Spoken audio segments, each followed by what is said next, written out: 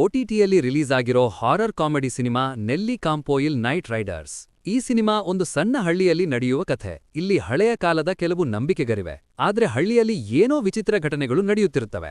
ನಾಯಕ ಶ್ಯಾಮ್ ಓದು ಮುಗಿಸಿ ಹಳ್ಳಿಗೆ ಬಂದಾಗ ಈ ಭಯಾನಕ ಘಟನೆಗಳು ಅವನ ಜೀವನದ ಮೇಲೂ ಪರಿಣಾಮ ಬೀರ್ತವೆ. ಹಳ್ಳಿಗರ ನಿದ್ದೆಗೆಡಿಸಿರೋ ಆ ಕುದುರೆ ಕಾಲು ಮನುಷ್ಯ ಯಾರು ಅನ್ನೋದೇ ಈ ಸಿನಿಮಾದ ಕುತೂಹಲ. ಪ್ಲಸ್ ಪಾಯಿಂಟ್ಸ್: ಸಿನಿಮಾದಲ್ಲಿ ಕಾಮಿಡಿ ಚೆನ್ನಾಗಿದೆ. ಶರತ್ ಸಭಾ ಮತ್ತು ರೋಷನ್ ಶಾನವಾಜ್ ಅವರ ಅಭಿನಯ ನಗಿಸುತ್ತದೆ. ರಾತ್ರಿಯ ದೃಶ್ಯಗಳನ್ನು ತುಂಬಾ ಚೆನ್ನಾಗಿ ಚಿತ್ರೀಕರಿಸಿದ್ದಾರೆ. ನೋಡಲು ಸಿನಿಮಾ ಕ್ವಾಲಿಟಿ ಅನಿಸುತ್ತದೆ.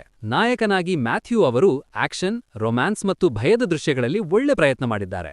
ಮೈನಸ್ ಪಾಯಿಂಟ್ಸ್: ಸಿನಿಮಾ ಆರಂಭದಲ್ಲಿ ತುಂಬಾ ಕುತೂಹಲ ಮೂಡಿಸಿದರೂ ಹೋಗುತ್ತಾ ಹೋಗುತ್ತಾ ಸ್ವಲ್ಪ ನಿಧಾನ ಅನಿಸುತ್ತದೆ. ವಿಲನ್ ಯಾರು ಅನ್ನೋ ಕುತೂಹಲ ಕೊನೆಯಲ್ಲಿ ಅಷ್ಟಾಗಿ ಮಜಾ ಕೊಡೋದಿಲ್ಲ. ಕ್ಲೈಮ್ಯಾಕ್ಸ್ ಸ್ವಲ್ಪ ಸಪ್ಪೆ ಅನ್ನಿಸಬಹುದು.